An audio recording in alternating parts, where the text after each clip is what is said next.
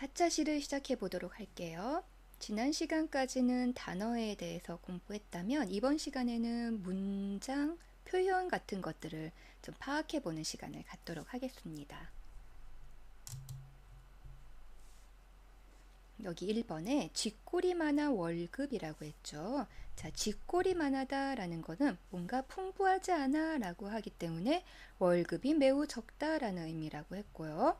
자, 두 번째, 고정적으로 나가는 돈도 만만치 않아서 이거는 여기 매달이라는 말이 있기 때문에 매달 나가야 하는 돈이 꽤 많다. 그래서 매달 고정적으로 지출되는 생활비, 용돈, 교통통신비, 그 다음에 여가 생활비 등이 이 소비성 지출 항목에 포함이 돼요. 그래서 매달 나가야 되는 돈들, 이렇게 소비성 지출 항목들이 만만치 않다라는 거죠.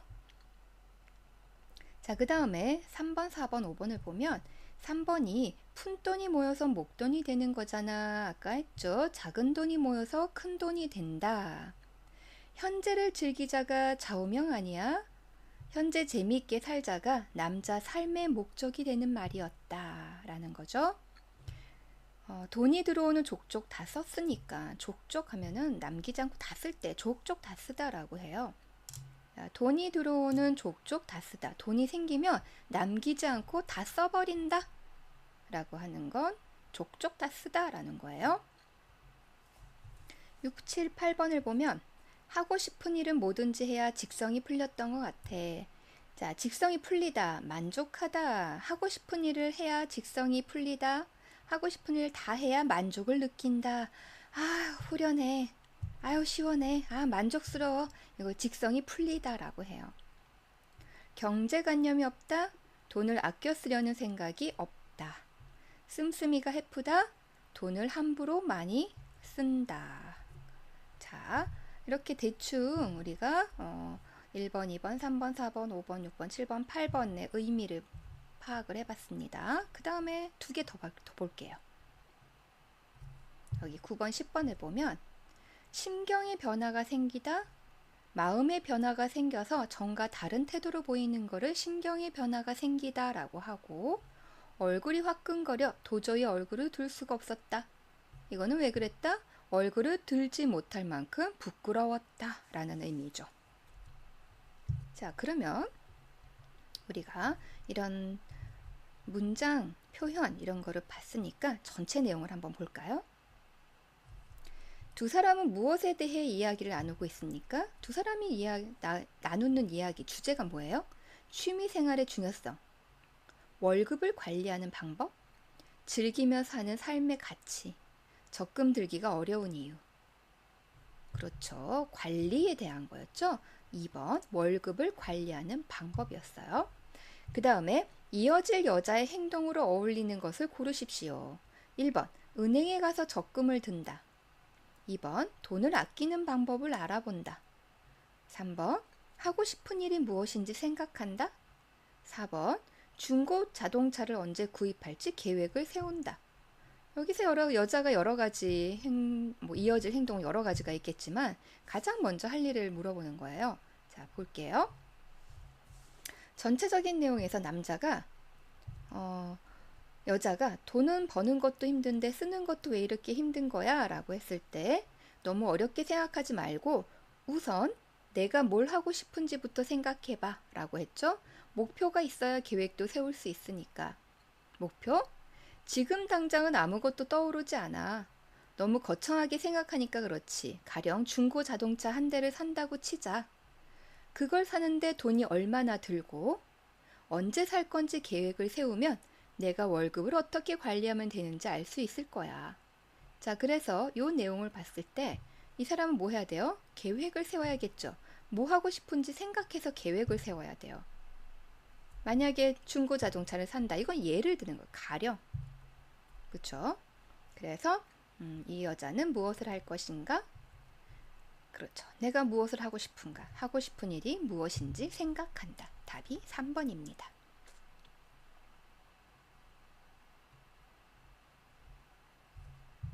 자, 남자에 대한 설명이에요. 들으면서 안 쓸고 여러분이 같이 생각해 볼 거예요. 남자의 예전 좌우명. 예전 좌우명이 뭐였어요?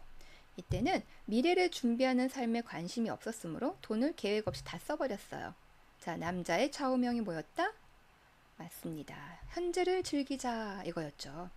그런데 2년 전에 어떤 사건이 있었어요? 어떤 사건이 있었다? 할머니가 병원에 입원하셨죠. 맞아요. 할머니가 병원에 입원하셨어요. 자, 근데 동생은 학생인데도 불구하고 무엇을 했어요? 돈을 통장을 턱 내놨죠. 모아놓은 돈이 있는 통장을 내놓았다. 그래서 그때부터 남자가 어떻게 했다? 계획적으로 돈을 모으기 시작했다.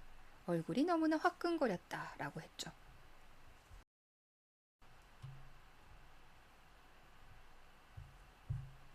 자, 우리가 조금 더 생각해보는 시간을 가질 건데요. 우리가 앞에 재테크라는 걸 공부했잖아요. 속담, 이런 고사 이런 거를 이용해서 재테크 방법 어떤 게 있는지,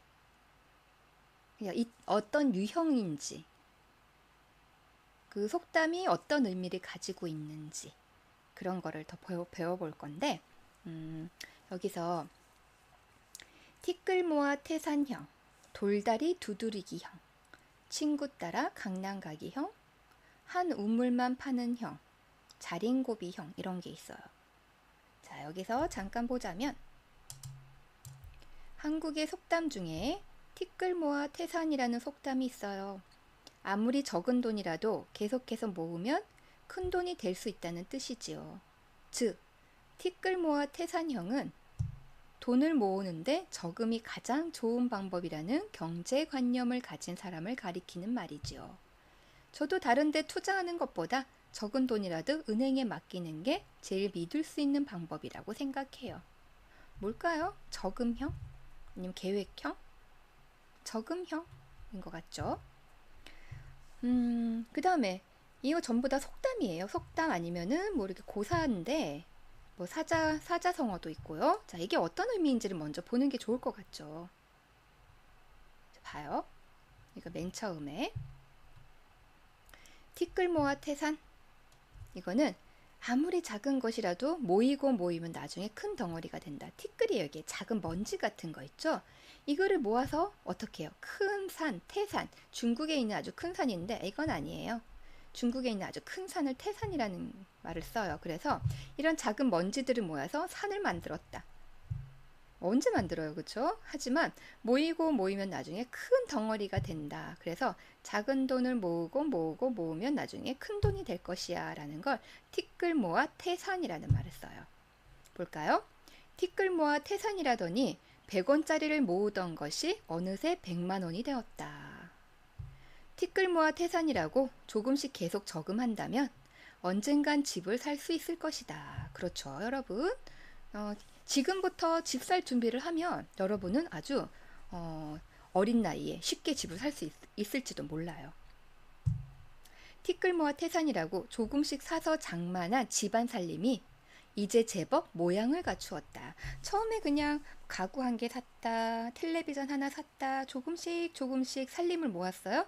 이제는 집안 가득 가구가 딱 마련되어 있고 가전제품이 마련되어 있어서 이제 모양을 갖추었다라고 이야기를 합니다. 그 다음에 봅시다. 돌다리도 두드려 보고 건너라 그랬죠. 이거는 확실해 보이는 일도 다시 한번 확인해야 한다. 그래서 이게 돌다리예요. 돌다리 아주 튼튼하잖아요. 근데 이걸 두드리다라고 해요. 탕탕탕, 이거 두드리다. 돌다리를 이렇게 퉁퉁퉁 두드려서 그 다음에 건너요. 자, 확실하지만 한 번 더 확인을 하는 거죠. 비슷한 말로 아는 길도 물어가랬다 라는 말이 있습니다. 아는 길도 물어가랬다. 자, 그 다음에 친구 따라 강남 간다. 이건 친구가 하면 따라서 하게 된다는 거예요. 보세요. 친구 비슷하죠? 강남에 가요. 친구를 따라 강남에 간다. 자, 동무 따라 강남 간다. 벗 따라 강남 간다. 자, 그래서 친구가 하는 거 다 좋아 보이니까 친구 따라서 내가 하겠다라는 거를 친구 따라 강남 간다라고 합니다. 친구 관련된 관용어 한 개 더 해보면 친구는 옛 친구가 좋고 옷은 새 옷이 좋다라는 말이 있어요. 이거는 오랜 사귄 친구일수록 정이 깊어서 좋다. 그래서 오래 사귄 친구를 함부로 버리면 안 되겠죠. 자, 친구 따라 강남 간다. 친구가 하면 다 해요. 자, 어떤 게 있냐면 친구가 재테크를 한다? 나도 재테크를 하고. 친구가 저금을 한다? 나도 친구가 저금을 하면 따라하고. 자, 이런 유형. 친구 따라 강남 간다라고 하죠. 좋은 친구를 만나야 돼요. 재테크를 잘하는 친구. 자, 그 다음에 우물을 파도 한 우물을 팔아. 자, 이거 우물 알아요? 여러분 나라에도 있나요? 우물. 한 가지를 끝까지 밀고 나가야 성공할 수 있다. 우물을 팔 때 보면 물이 나오는 장소도 있고 물이 안 나오는 장소도 있잖아요. 그래서 우물을 이렇게 땅을 이렇게 파다 와요. 파다. 땅을 파는데 여기 팠다가 물이 안 나올 것 같아. 저기 팠다가 그러면 끝까지 우물을 만들 수가 없어요. 그래서 한 가지를 끝까지 밀고 나가야지 성공할 수 있다. 그게 우물을 파도 한 우물을 파라라는 건데 이게 우물이죠. 우물에 관련된 관용어가 좀 많아요. 이게 우물안 개구리 그러면 넓은 세상을 알지 못해. 우물 안에 개구리가 있어. 이 안에 개구리가 한 마리 있어. 그랬더니 보이는 하늘이 다라고 생각해서 너 보는 눈이 너무 좁아서 내가 최고야 이렇게 생각하는 사람을 우물안 개구리라고 이야기를 해요. 그다음에 목마른 놈이 우물을 찾는다. 그렇죠. 제일 급하고 필요한 사람이 일을 서둘러 하게 되어 있다. 우물가에 아이를 보낸 것 같아. 우물가에 있다 잘못하면 빠지면 죽잖아요. 그래서 누군가가 매우 걱정이 돼서 마음이 불안하다 할 때 우물가에 애 보낸 것 같아 라고 해요. 근데 부모님이 여러분을 유학 보냈을 때 이런 표현을 쓰실 수가 있죠. 부모님이 여러분을 유학 보내고 난 후에 나 우물가에 애 보낸 것 같아. 아직 어린데 유학을 갔으니까 걱정이 되죠. 마음이 불안하죠. 그때 사용할 수 있는 표현입니다. 자, 우물을 파도 한 우물을 팔아. 자, 이거 같은 경우는 한 가지 내가 주식으로 돈을 벌겠다. 그럼 주식만 계속하는 거기에 대한 공부만 하는 거고 나는 부동산을 하겠다. 부동산에 대해서만 계속하는 거고 아니면 나는 다른 거 필요 없어. 저금이 최고야. 그래서 저금만 계속해서 돈을 모으는 사람. 그러니까 한 가지 일로 돈을 모아야지 성공을 할 수 있다라는 거예요. 자, 마지막으로 자린고비라는 게 있어. 자린고비는 이게 무슨 의미냐면 자린이 절이다 이런 한자음이에요. 절이다. 기름의 절이다. 자, 고비가 뭐냐면 이걸 지방이라고 해요. 지방. 여기에 써 있는 돌아가신 부모님을 가리킬 때 고비라고 해요. 자린고비는 뭐냐면 이 지방 같은 경우는 한 번 쓰고 나면 버리는데 얼마나 돈을 쓰기 싫으면 이 부모님 제사를 지낸 이 지방이 있죠. 이 지방에 이거를 기름에 절여가지고 또 쓰고 또 쓰고 또 쓰고 해서 자린고비라고 이야기가 나온 거예요. 이거는 우리가 요즘 구두쇠, 수전노라고도 하는데 구두쇠라는 말을 더 많이 사용을 해요. 그걸 자린고비라고 합니다. 이건 그거죠. 알뜰형, 아무것도 쓰지 않고 무조건 모으기만 하는 사람을 자린고비라고 이야기합니다. 친구에게도 돈을 쓰지 않아요. 여기 나왔죠. 유래. 지방은 원래 한 번 제사를 지내면 불에 태워 없애는 것이다. 그런데 이 지방 한 장을 아끼기 위해 기름에 절여두고 또 두고 쓰는 사람이란 뜻으로 자린고비라는 인물이 나왔다. 이 사람은 충주 지방에 전해오는 전설에 등장하는 인물이다 라고 했어요. 또 자린고비 하면 유명한 게 뭐냐면 물고기, 그러니까 생선을 굴비라는 생선이 있는데 좀 비싸요. 그 굴비라는 생선을 먹으면 되잖아요. 그런데 위에다가 이렇게 매달아 놓고 그거 한번 보고 밥 먹고 한번 보고 밥 먹고 이런 사람이 또 있었어요. 그 사람한테도 자린고비라고 이야기를 하죠. 왜냐면은 그 생선 먹기가 너무 아까워가지고 천장에 매달아서 그냥 보는 것이 먹는 것이다. 그러면서 소금하고 밥하고 먹는 거예요. 야, 이런 사람들 돈이 없는데 쓰지 않는 게 아니고 돈이 있는데도 쓰지 않고 아끼는 사람을 구두쇠, 자린고비 이렇게 이야기해요. 여러분은 어떤 사람이에요? 자, 의미를 한번 좀 더 봅시다. 형부는 돈이 많으면서 돈 1,000원도 아까워하는 자린고비이다. 지호는 항상 친구들 모임에서 얻어먹기만 해서 자린고비로 소문이 나 있다. 아버지는 동네에서 구두쇠라고 소문이 나 있지만 구두쇠라고 했어요. 우리들 교육에 있어서는 돈을 아끼지 않으셨다.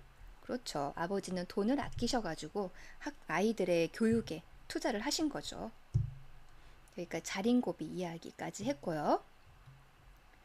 자, 여러분, 우리가 조금 더 이제 배워볼 건데요.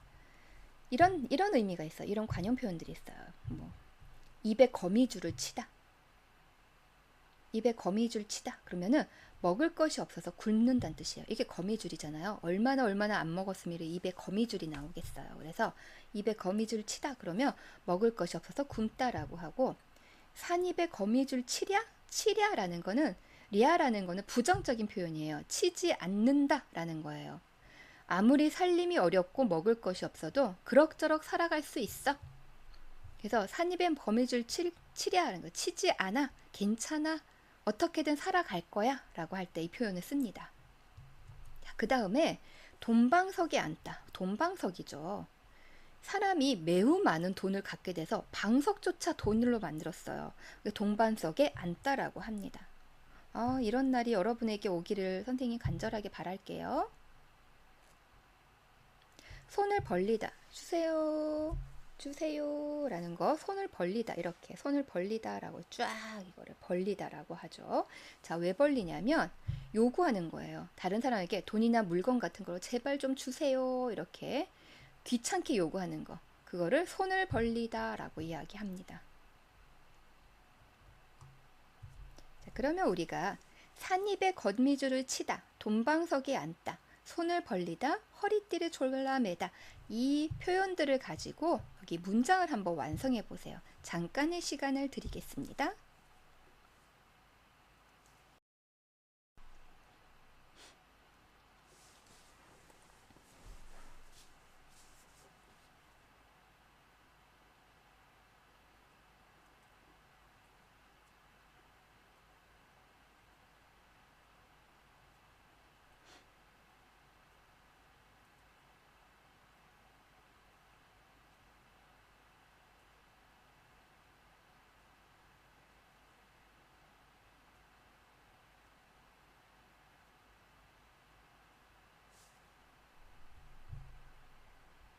자, 여러분 다 봤죠? 한번 해볼게요. 독립할 나이가 지났음에도 불구하고 취직이 되지 않아 부모님께 뭐 하는 청년들이 많다? 부모님 돈 좀 주세요. 뭐라고 해요? 답이 없네요. 자, 뭐라고 하면 될까요? 손을 벌리는 청년들이 많다. 자, 여러분 다시 보도록 할게요. 잠시 답이 없었는데 다시 한번 봅시다. 독립할 나이가 지났음에도 불구하고 취직이 되지 않아 부모님께 뭐라고 했나요? 손을 벌리는 청년들이 많다라고 했죠. 자, 2번. 지난 몇 년 동안 심각한 경제난을 극복하기 위해서 온 국민이 무엇을 했을까요? 허리띠를 졸라 맸다. 그 선수는 국제대회에서의 우승으로 명예를 얻은 것은 물론이고 돈방석에도 앉았다. 자, 설마 무슨 일이든 하다 보면 밥은 안 굶겠지. 설마 산입에 거미줄 치겠어? 또는 산입에 거미줄 치랴? 이렇게 해도 괜찮아요. 근데 치랴, 리아는 너무 옛날 표현이기 때문에 거미줄 치겠어? 이렇게 질문처럼 해서 치지 않아 라는 거죠. 무슨 일이든 하다 보면 밥은 안 굶겠지. 자, 여기까지 관용 표현 좀 했고, 그 다음에 우리가 돈과 관련된 관용 표현들을 조금 더 볼게요. 요즘 잘 사용을 안 하기는 하지만 그래도 한번 보면 재미있는 표현들이 있어요. 범의 차반이다. 차반이라는 거는 이렇게 먹으라고 이렇게 잘 차려져 있는 음식을 차반이라고 해요. 맛있게 잘 차려져 있는 음식인데, 호랑이 같은 범이 호랑이에요. 호랑이는 맛있는 음식이 생기면 그 자리에서 아끼지 않고 실컷 먹어요. 그리고 음식을 얻지 못하면 아예 그냥 굶어 버려요. 그래서 모아둘 생각을 하지 않고 생기는 족족 다 써버릴 때 범의 차반이라고 이야기를 합니다. 살림이 어려운 집에서 없으면 굶다가 한번 생기면 계획을 하지 않아요. 뒷일을 생각하지 않고 호의호식 잘 먹고 잘 입는다는 뜻이에요. 그래서 그때만 갑자기 그냥 뭔가가 생기면 그냥 다 먹어버리고 다 써버리는 거예요. 호의호식을 심하게 한다. 범의 차반이라고 해요. 그러니까 계획성 없이 사는 사람들이죠. 모아둘 생각을 하지 않고 생기는 대로 다 써버린다라는 거고, 알토란 같다라고 하는데, 알토란이 뭐냐면 여러분 알 있잖아요. 알은 털이 없죠. 털을 다듬은 토란을 알토란이라고 하는데, 토란이 뭐냐면 여러분 타로 밀크티 알죠? 타로. 이건 타로예요. 근데 이게 서양 타로라면 한국의 타로는 토란이라고 이야기해요. 이렇게 생겼어요. 이거를 껍질을 까면 이렇게 알처럼 생겼죠. 그래서 알토란, 맨들맨들 털이 없는 알토란. 아주 단단해 보이죠. 부실한 데도 없고 아주 단단하다. 그래서 저 여자 정말 알토란 같아. 그러면 살림을 아주 규모 있고 알뜰하게 하는 사람 보고 알토란 같아. 어떤 학생이 아르바이트해서 아주 돈도 잘 모아놓고 그렇다고 또 안 쓰지도 않아요. 돈을 아주 계획성 있게 잘 써요. 그런 학생 보면서 쟨 정말 알토란 같아. 이렇게 이야기합니다. 그 다음에 우리가 손이 크다 배웠죠? 이거를 아귀가 크다라는 말도 있어요. 아귀는 뭐냐면 이 엄지손가락하고 내 손가락의 사이를 아귀라고 해요. 이게 커. 그래서 돈이나 물건을 다루는 씀씀이가 크다. 우리가 이렇게 잡으면 아귀의 힘이 강하다 이렇게 이야기하거든요. 그래서 돈이나 물건을 다루는 씀씀이가 아주 큰 거를 손이 크다. 아귀가 크다라고 이야기합니다. 재미있죠, 표현들이? 자, 이제 두 번째를 볼 건데, 여러분은 소비를 줄이기 위해 어떤 노력을 하고 있습니까? 그래서 알뜰 소비를 할 수 있는 방법을 소개해 보십시오 라고 했어요. 소비를 줄이기 위한 방법 여러 가지가 있는데, 문 닫기 직전에 마트 가기. 이거 왜냐면 여기 예로 뭐라고 했냐면, 저는 문 닫기 직전에 마트에 자주 가요. 왜냐하면 마감 세일을 하기 때문에, 마감은 끝나는 세일이죠. 물건을 저렴하게 싸게 살 수 있는데, 특히 김밥이나 치킨 같은 조리 음식, 만들어져 있는 음식은 50% 가까이 싸게 살 수 있거든요. 굉장히 괜찮은 방법이죠. 또 9시쯤, 10시쯤 가면 좋아요. 그 다음에 각종 쿠폰 모으기. 특히 커피 같은 거 있잖아요. 커피나 빵이라든가 이런 거 쿠폰 모아놓으면 굉장히 유용하게 사용이 가능하죠. 일단 멤버십 카드 가입하기. 뭐 SK텔레콤 같은 거나 이런 뭐 KT나 이런 데 휴대폰 회사 있잖아요. 휴대폰 LG라든가 이런 휴대폰 회사에서도 이런 멤버십 카드가 있죠. 그러면은 거기랑 연결되어 있는 여러 가게들하고 가게들을 찾아서 가면은 뭐 5%, 10% 이렇게 싸게 음식을 먹을 수가 있어요. 그쵸? 뭐 물건을 살 수도 있고, 그러니까 멤버십 카드 가입하는 것도 소비를 줄이기 위한 방법이 될 수 있고, 가까운 거리는 걷거나 자전거 타기. 이거는 여러분 많이 하고 있죠. 그 다음에 백화점 할인 기간 이용하기. 백화점 할인 기간을 잘 이용하면 좋은 물건을 굉장히 값싸게 살 수가 있어요. 그래서 시장의 물건도 물론 좋지만 시장보다 싼 물건도 요즘은 많아요. 그래서 백화점의 할인 기간을 이용해보고, 이거는 요즘 하나요? 잘 모르겠네요. 못 씻는 스타킹에 조각 비누 넣어 사용할. 조각 비누라는 거는 비누 알죠? 비누를 거의 쓸 때쯤이 되면 버려버리잖아요. 그러는데 그 버리지 말고 모아가지고 스타킹 안에 넣고 이제 뭐 빨래할 때 쓰거나 아니면 손 씻을 때 사용하거나 이렇게 사용할 수가 있어요. 그래서 옛날에 우리가 많이 했던 방법이긴 해요. 스타킹에다가 조각 비누 넣어서 사용하는 거. 작은 비누죠. 외식 자제하기. 나가서 먹는 것도 큰 돈이 들지만 근데 요즘은 집에서 만들어 먹는 것보다 나가서 먹는 게 싼 경우도 있더라고요. 그래서 잘 계산해보고 계획적으로 외식하는 것도 괜찮은 방법이에요. 특히 혼자 사는 사람들은 혼자 먹기 위해서 만드는 거는 굉장히 식비가 많이 드니까 어떤 게 좋은지 생각을 해보면 좋을 것 같고요. 도서관 이용하기. 책을 사는 것보다 빌려서 이용하는 거죠. 자, 이런 것들이 전부 다 알뜰 소비를 할 수 있는 방법들입니다. 이외에도 여러 가지 방법들이 있는데 어떤 게 있을까요, 여러분? 여러분이 조금 더 생각해 보면 좋을 것 같긴 해요. 자, 그리고 왜 이렇게 하는지도 생각해 보면 좋을 것 같고, 여러분은 어떤 노력을 더 하는지 한번 조금 더 생각해 보는 시간이 되면 좋을 것 같습니다. 선생님도 몇 개 생각을 더 해봤어요. 어떤 게 있냐? 지출 계획서 쓰기. 그러니까 가계부라고도 하는데 지출, 내가 들어온 돈보다 어떤 돈이 나가는가 이런 계획서 같은 거 써보는 거, 그 다음에 가계부 같은 거 쓰는 거, 그 다음에 계획 있는 쇼핑할 때 무조건 계획이 필요하죠. 아니면은 물건을 내가 생각한 것보다 많이 사게 돼요. 그래서 계획 있는 쇼핑하기. 그래서 메모 같은 데 이렇게 써가지고 내가 쇼핑하기 전에 나는 이거 사야 돼 라고 항상 써가지고 가야지, 아니면은 내가 필요 없는 물건 아니면은 더 많은 물건을 사게 되죠. 하나만 더 해볼까요? 선생님도 제일 많이 나가는 것 중에 하나가 휴대폰 비용이에요.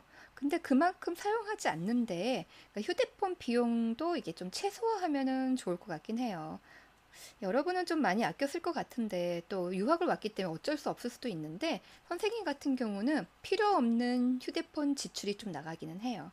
그래서 뭐 지출계에서 가계부, 계획 있는 쇼핑하고 메모해가지고 가는 거, 그다음에 휴대폰 비용 줄이기, 이런 방법들도 소비를 줄이기 위한 한 방법이 될 수 있지 않을까 생각을 합니다. 여러분도 더 생각해 보세요. 어떤 게 있는지.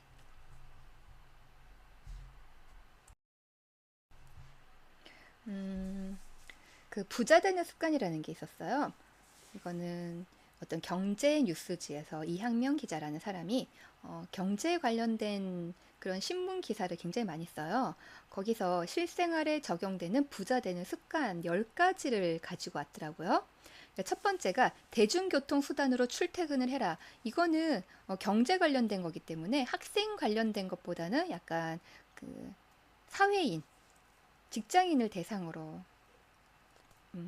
쓴 거기 때문에 여러분이 직장인의 눈으로 봐주세요.